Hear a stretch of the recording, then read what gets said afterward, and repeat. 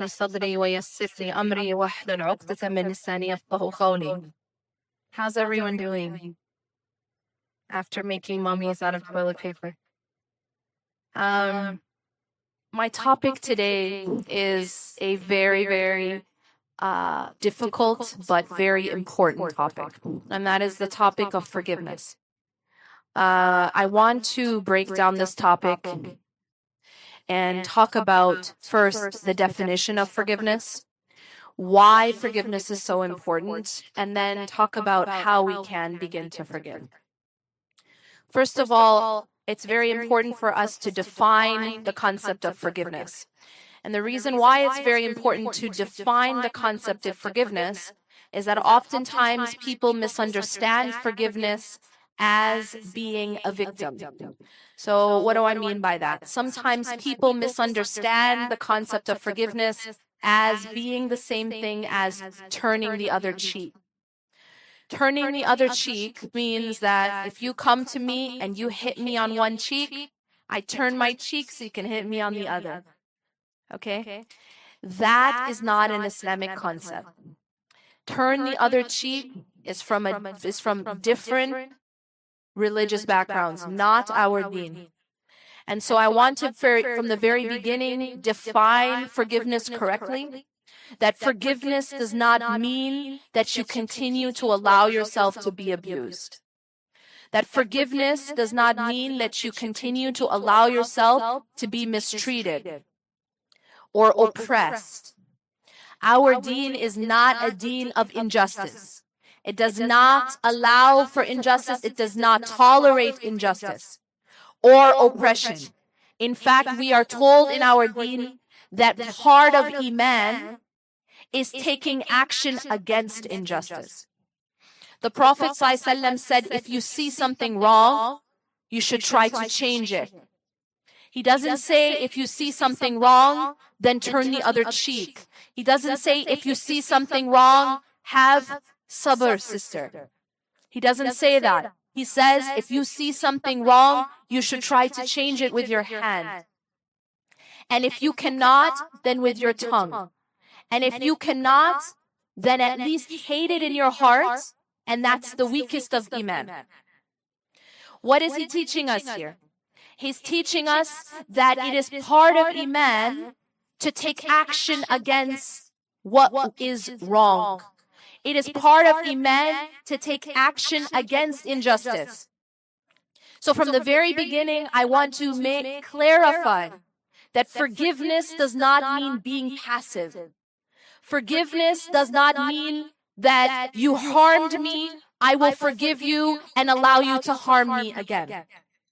Okay? So from the very beginning, I want to establish that understanding that this Deen teaches us not to approve or accept abuse or injustice or mistreatment, whether that abuse or that injustice or that mistreatment is happening to you or your children or the person down the road or the person overseas. We as a Deen, we are taught not to accept injustice and not to accept abuse.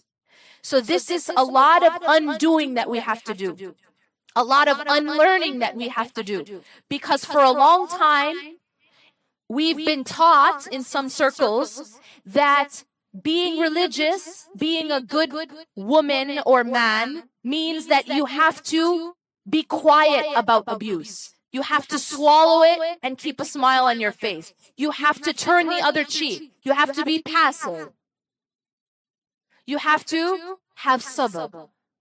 This is not the meaning of sabr, and this is not the meaning of forgiveness. So I want to be very clear. We are a Deen of action. We are not a passive Deen. We are an active religion. We are an active Deen. And we are the people who stand up against injustice. The Prophet ﷺ said, help your brother if he is an oppressor or he is oppressed. And the companion said, we know how to help him if he's oppressed, but how can we help him if he's the oppressor? And the Prophet ﷺ replied, by stopping him from oppressing. That is how we help our brother.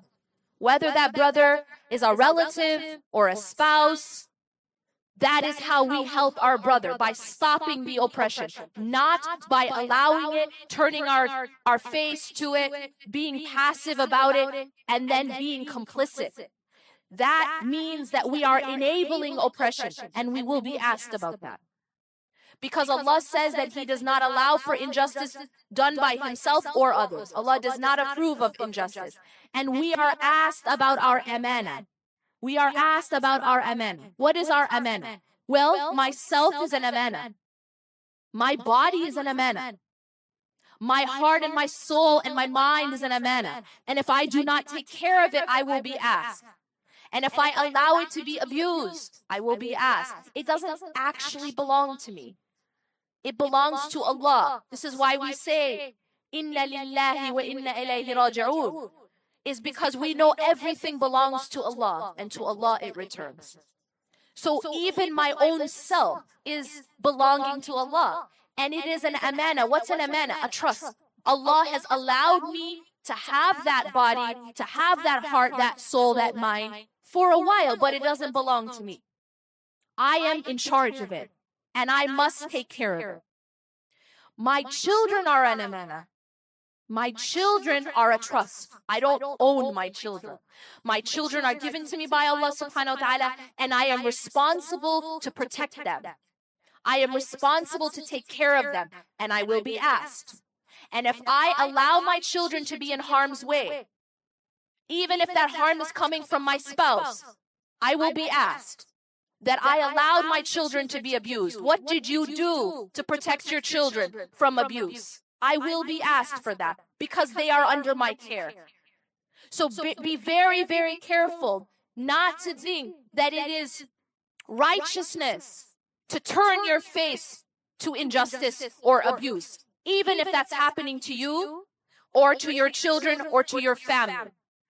So forgiveness does not mean allowing injustice to continue. What does forgiveness mean? What does sabr mean? Sabr, before I get to forgiveness, sabr is a very deep term in the Arabic language that does not only mean patience. Sabr also includes perseverance. Now, perseverance is the ability to take action and to be consistent in that action. For example, it requires sabr to wake up on time for Fajr every single day. That's an action.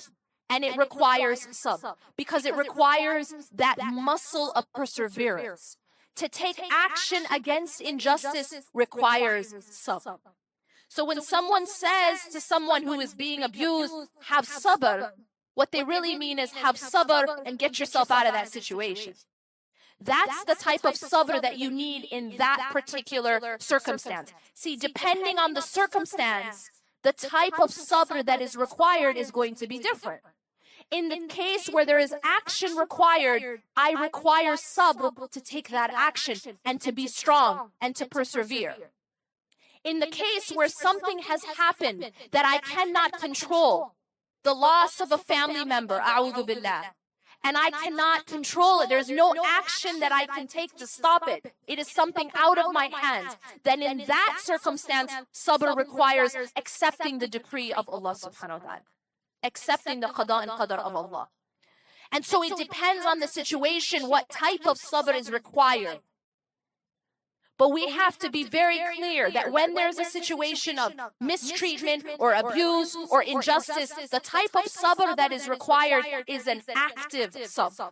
An active sabr according to the commands of the Prophet ﷺ, who said, if you see something wrong, you have to try to change it. Try to change it with your hand, and if you cannot, then with your tongue. And if you cannot do anything, at least hate it in your heart. And this is the weakest of Iman. So Iman is linked with taking action against injustice. Now, what is forgiveness? If forgiveness doesn't mean I allow you to continue to abuse, then what is forgiveness? Forgiveness is an act of the heart. Forgiveness means that if you harmed me, I will forgive you in my heart. But externally, I will take action to make sure it doesn't happen again. That is part of the whole picture. Forgiveness doesn't mean that I forgive you inside and then you continue to abuse me. Forgiveness means I will forgive what has happened in the past, but I will make sure it doesn't happen again in the future. We are a religion of action. Now, why should we forgive? What are the things that keep us from forgiving? A lot of times, we cannot forgive the wrongs that have happened to us in the past because we feel that certain people don't deserve our forgiveness.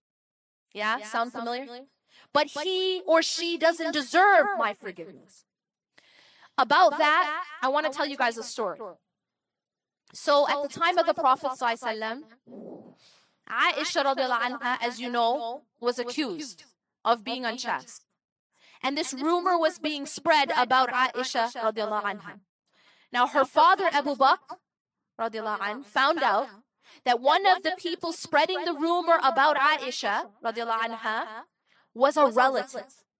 And not only was he a relative, but he was a relative that Abu Bakr radiallahu anhu was financially